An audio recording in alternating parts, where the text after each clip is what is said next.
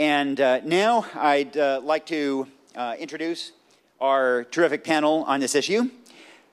Please join me in welcoming the Minister of State for the United Arab Emirates, Reem Al-Hashimi.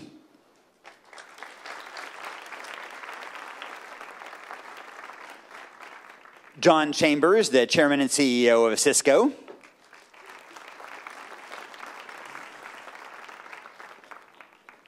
Ashish Thakkar, who's the founder of the Mara Group and the Mara Foundation.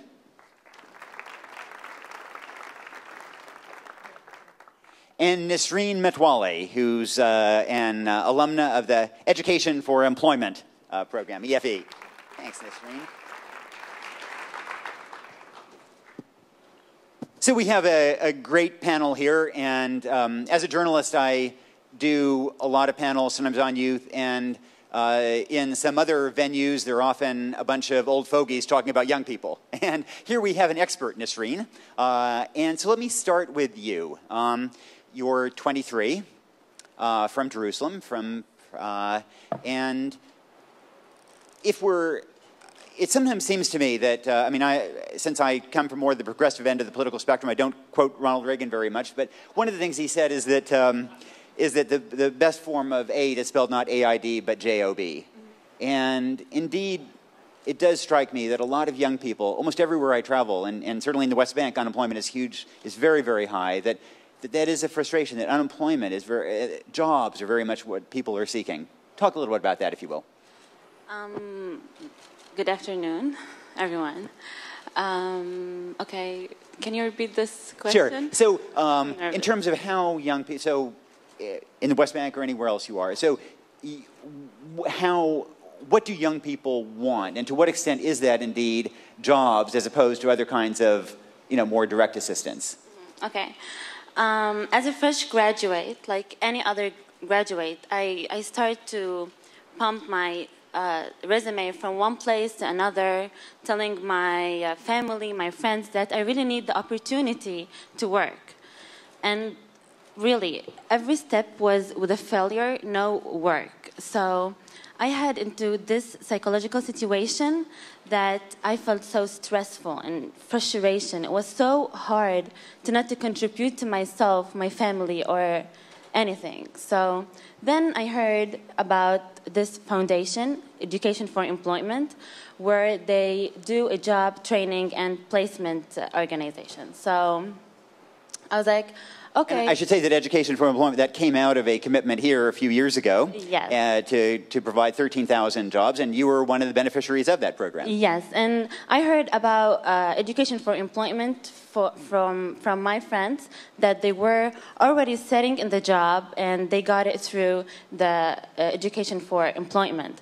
And when I entered this training, I was so fascinating how they do the training, where they let you to learn about the workplace, how to write the resume in an attractive way, how to get through the interview in an amazing way, and communication skills, soft skills, leadership, and so on. So I believe such an organization, even Education for Employment or other, that they do focus on training us, but Education for Employment, it was so different that they connect us to the work. They follow up and they connect us to the work. So it was less maybe just about the skills training as such and more about that network. This is the most important thing, that after 1 month and a half, I got connected with my employer, and I now work for one of the biggest insurance companies, Ithar Insurance Company, where we deal with 100 to 13,000 people. So that was really good and amazing. Well, and they're lucky to have you. You'll be running it someday soon, I'm sure. Thank you. John Chambers, so you're running a company with 60,000 employees, and one of the disjunctions that this panel reflects is that there are so many companies that are desperately seeking to hire people, to fill vacancies. I think in the US, 40% of companies say they have trouble filling vacancies, and yet there are so many young people who are unemployed, 75 million worldwide. your company, you have some experience in trying to address that mismatch. Can you talk a little bit about that? Sure. Basically, when we looked at one of the limitations for our company's growth, it was there was not enough people with networking skills in the market to really meet both our needs, but more importantly, our customer needs. And we started network academies where we now train 1.2 million students a year. 90% of them use what they learn in the academies every day, and it gives a skill set for where the market's going. But one of the neat things about CGI and what you pick up from this panel, it's how you tie together education with where is the job opportunity and how can NGOs, employers, and government make that connection so Nisreen, the example of her success, is more common. We've done that with communities for knowledge centers throughout Africa as an example, and all of a sudden you look at a person who learns through technology English and then goes to one of these community centers. They're taught how do you apply for a job, how do you really make a difference. The guy in question is John Q, one of our initiatives back to 2007 at CGI, and all of a sudden he not only gets a job and improves his English skills and becomes a guide for tourists, he learns French, and all of a sudden he's supporting his whole family. So it is how do you really get an education for where the jobs will be, but how perhaps NGOs and government and business can work together to solve the problems. And, I mean, this is something that should be in companies' own self-interest, presumably, if there are so many companies that are having trouble filling vacancies. So is this a case where enlightened self-interest actually, meets philanthropic goals, where CSR or philanthropy and corporate self-interest converge? Well, I think it does. On the bigger picture, I personally believe that those who have been the most successful in life owe an obligation to give back. And so we try to change the world, and we really mean it. But there's a one-to-one correlation between corporate social responsibility and our success in countries around the world. Wherever we've led in corporate social responsibility, you actually have the best business growth, et cetera. But it does speak to a failing. Our education system is training people for where the jobs used to be. It's not training people for where the jobs are. And when you match those together, you can take an area like Palestine, and you can all of a sudden take the GDP that does high tech from 0.5% to 6.5% with all the jobs in 3 years. But it does require a community to make that happen. Is it in the best interest of business to do that? Absolutely, but it's also a failing of our education system. We have to do a lot better job of training our young people and people re-entering the market for where the jobs are, not where they've been before. By the way, I'd like to invite you to help me ask questions. We won't be calling for questions quite from the audience as such, but you can tweet your questions. And there is somebody in a little room somewhere who is watching those tweets and that hashtag, and then will feed me some of those questions. So do help out, whether you are in the room or watching online, and offer up some questions.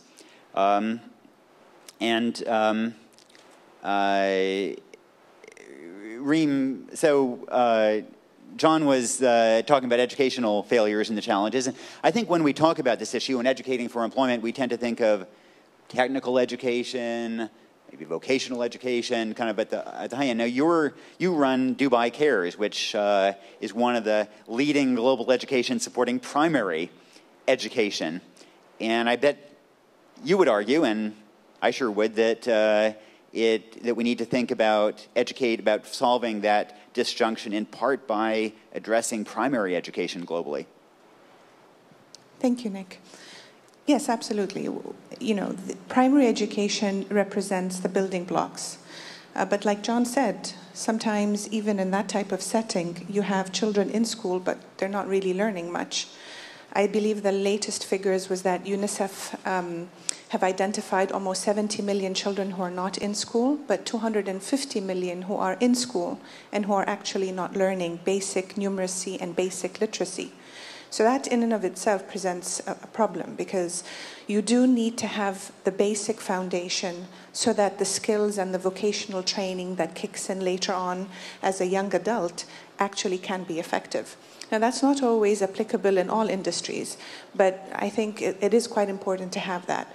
You can't only have that, because that won't prepare you for a job, but having that will actually give you a stronger and a better chance. And so Dubai Cares, which was founded 6 years ago, is focused very much on providing access to children with primary education. And we focus on several elements, whether it's teacher training or it's sanitation and quality of teaching. Because it's easy to come up with the big numbers and to say we're able to access X million children. But if we can't also demonstrate that these kids are actually learning, then we've disillusioned ourselves and we've disillusioned the communities, and we actually have not been as effective as we hope we are.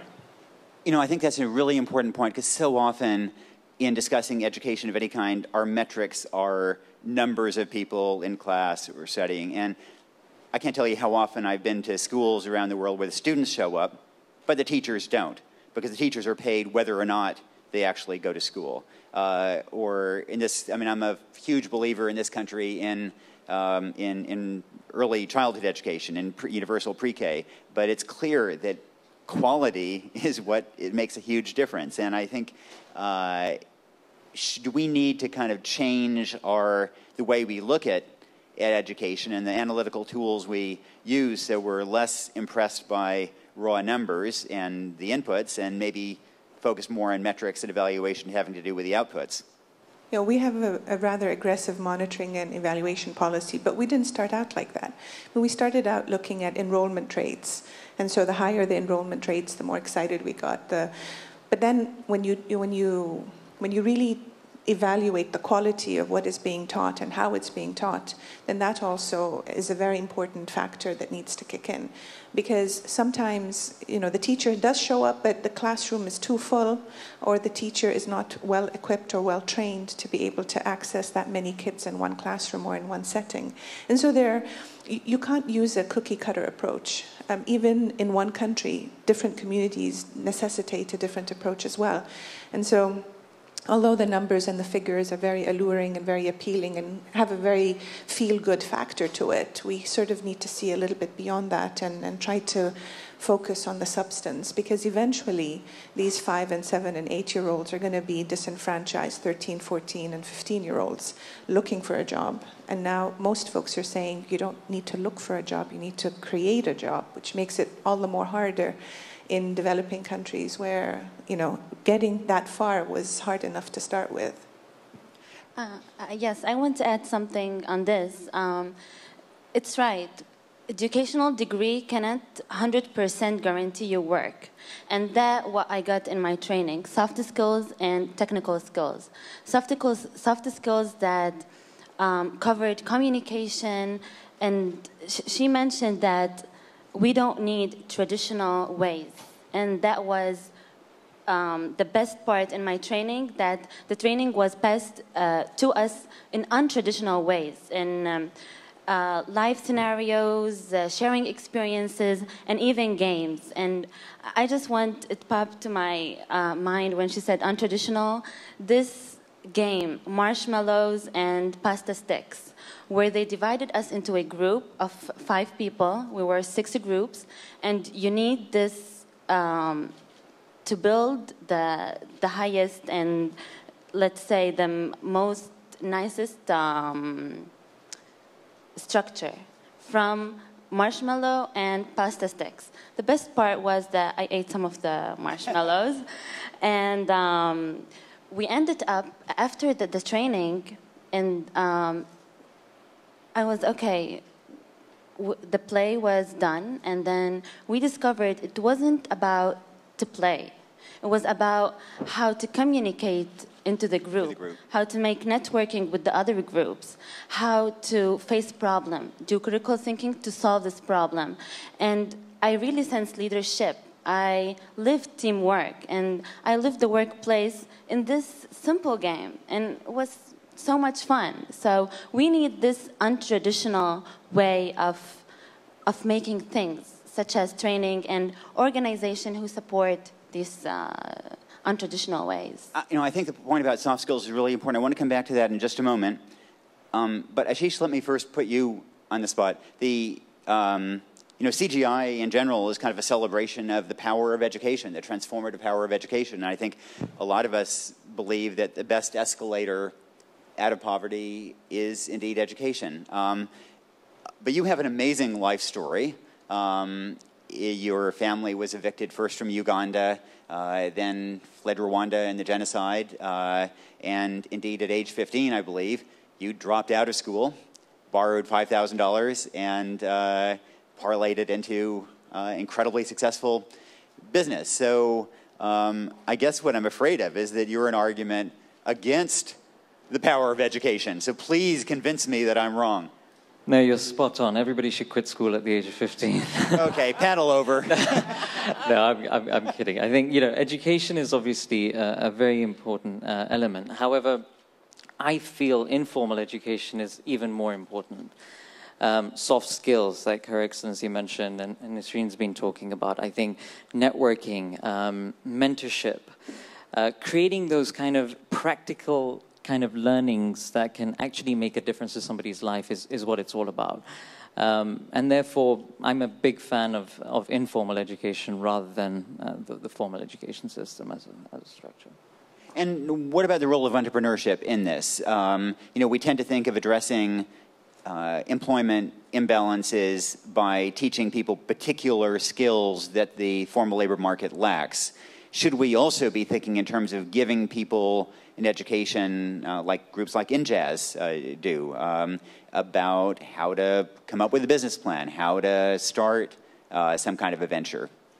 I think this is absolutely crucial. And if we take Africa as an example, I mean, 80% of our population is under the age of 35. We have a big unemployment issue, like many parts of the world. I feel, sometimes our governments focus on FDI, foreign direct investment, as an answer to unemployment, whereas it's frankly not. It's nurturing small and medium enterprises that's going to solve the issue. So I think it's all about trying to nurture these small and medium enterprises, creating businesses. Mara Mentor that we've created is a mentorship platform of just as one example that creates, truly enables, empowers, and inspires young entrepreneurs and women entrepreneurs across the continent. Today, we are empowering over 123,000 businesses on the continent. So there are tools of that nature that you can create that are practical, that will make a difference, and that will help take these entrepreneurs to the next level. I mean, our youth on the continent, majority of their parents are either civil servants or farmers. Who do they turn to for advice? The education system doesn't provide them the guidance they need. And unfortunately, FDI doesn't create the jobs that we need. So we do need to create it for ourselves, and therefore entrepreneurship is absolutely crucial. When you look at job creation, Nick, what Ashish has been very modest about, he said 122,000 entrepreneurs follow his advice in terms of how you do this.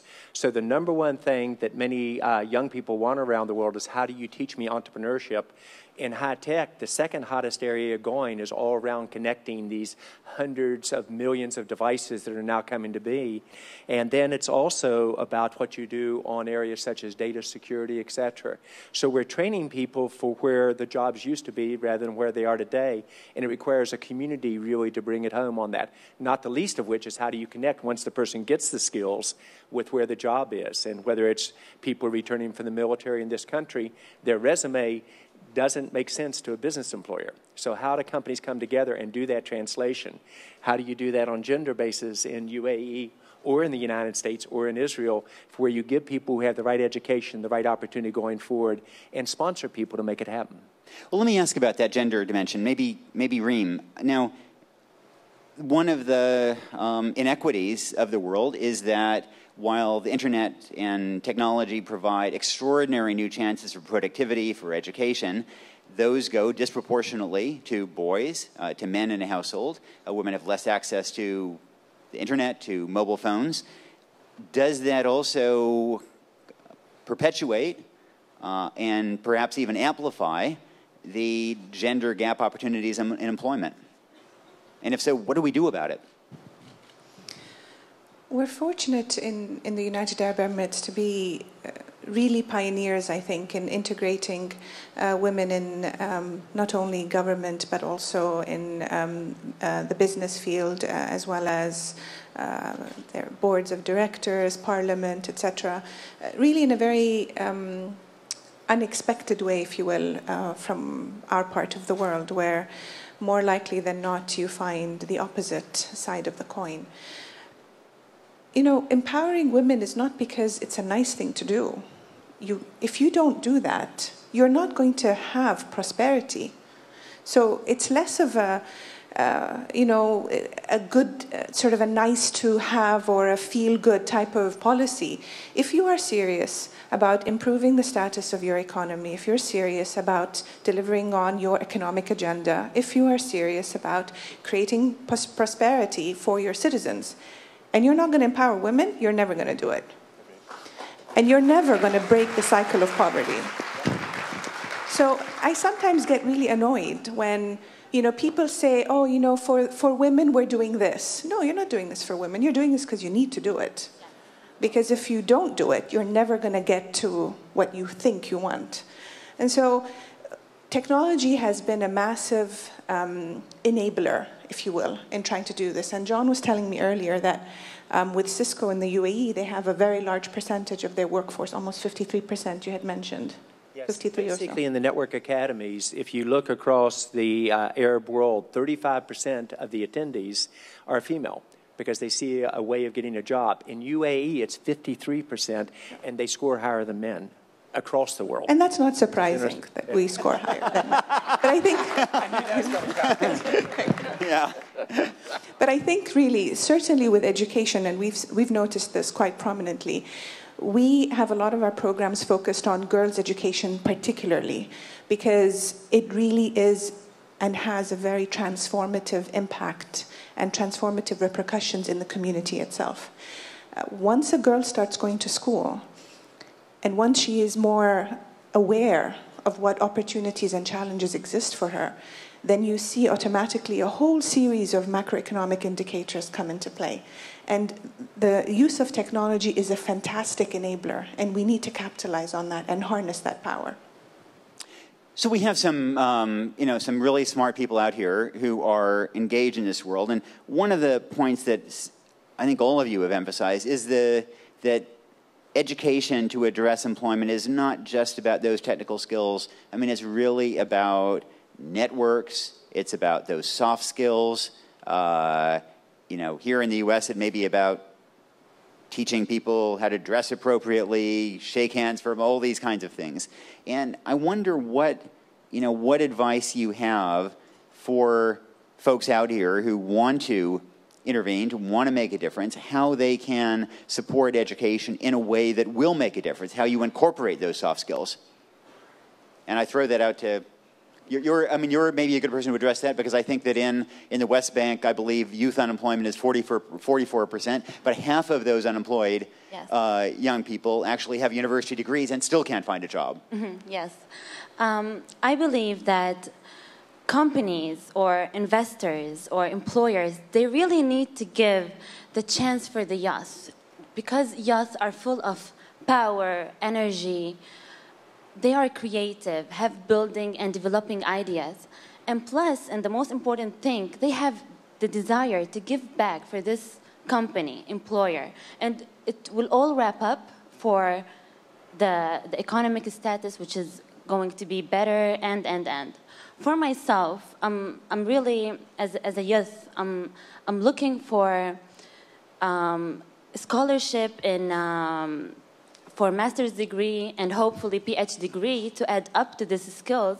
So I believe that if I get a work, I can step forward for my dream, which to build my own youth community work, or to host maybe a TV show on health sector.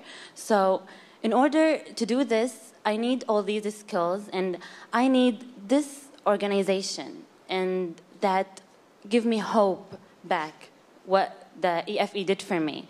And I need this employer who believe in me. And this is really to put it on a spot that it's so good for also young women to get this opportunity, because she will be growing financially independent, and therefore she will be contributing to herself, to her family, and the community. And so I believe that youth need this chance. And me, as Nasreen, Palestinian girl, And youth as all need you all to believe in us. We need your support. And I think that we can work all together for this future where it's full of brightness, fullness, and I don't want to be so idealistic, some of hardship and success, plus lower rates of unemployment. And at this point, I can just say that nothing can be impossible and everything can be reachable. Yes. Bravo. One of the great transformations that is taking place has to do with mobile technology. And I mean, I'm often struck when I travel in poor parts of the world that I'll get to a village where there will be no toilets, but there will be lots of mobile phones. And indeed, worldwide, more people now have access to a mobile phone than have access to a toilet. John, this is area of technology and the transformation of technology is one you're obviously very close to. How is mobile going to create jobs, going to change the way in which public-private partnerships can indeed try to address these imbalances, or do they simply raise productivity levels so that there's more capital investment and less investment in labor to make things?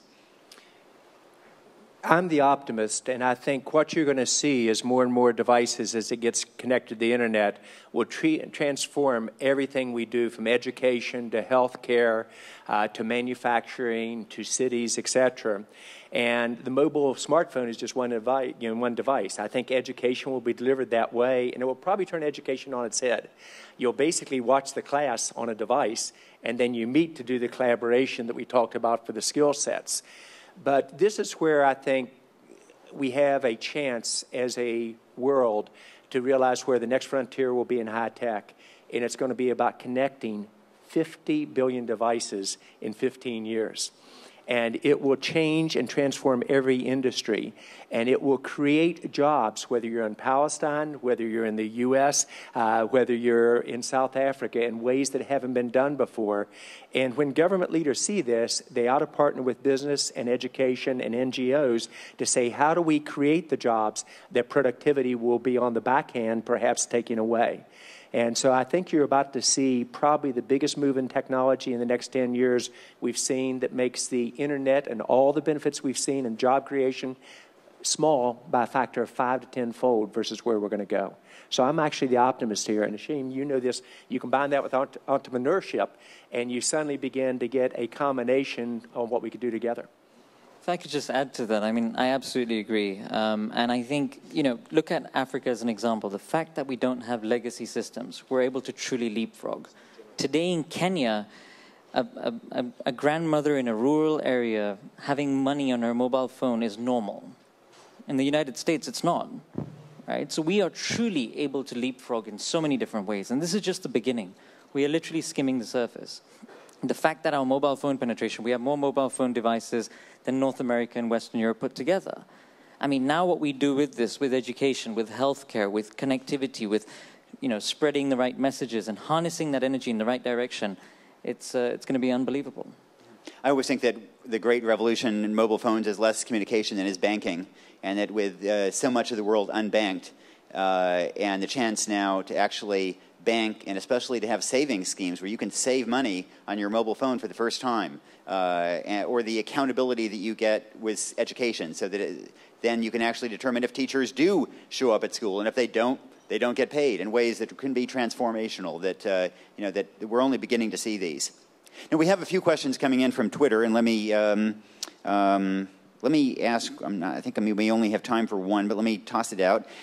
We have somebody asking on Twitter whether higher education institutions should be doing a better job, not just kind of educating people in the classroom and firing them out, but actually trying to connect people to the workplace in some of the ways you're talking about. I'll lead with it. I think, using the U.S. as an example, it isn't just higher education. I think our K-12 system's broken. We've got to retrain people for where the jobs will be. And when they get to higher education, there needs to be a lot more focus on where the jobs will be in the future and not where they've been in the past. And then perhaps higher education can partner with business and with government and NGOs to say, how do we place the people as they come out of this to do the connectivity between their skill sets and balance? So I do think higher education has to transform, or they risk being displaced by a whole new technology way of learning where 15-year-olds begin to say, I don't need to go to college if it doesn't prepare me for where the jobs are. I can do this much more effective another way. And should businesses be reaching out to universities, I mean, and to try to push them to be more proactive and responsive? I think businesses owe an obligation to tell the universities they're preparing the jobs in the wrong area, and to partner with universities, which we do at Cisco, in terms of partnering with key universities. If they will graduate people with these skill sets, we will hire them. So I think that public-private partnership is a good example of how universities have to change, and candidly, so does business. And I think more and more companies are also beginning to do that, because change is difficult. Educational institutions, they're almost like mammoths. You know, they operate in a particular pace. They don't want to transform. They're not as nimble as business entities that need to be nimble to adapt to a changing environment. And I think, you know, as you very well said, John, that ability to cater to what's happening in the community or in the society is very important, to have their ear to the ground. Now, for many of you, you may know that Dubai recently won the privileges to host the World Expo 2020. And the theme that we have is Connecting Minds, Creating the Future. So going back to the earlier comment you had on connections, but despite the importance of, or rather, even though there is such great technological advancements, we cannot forget the importance of that human connection, like Nasreen was saying.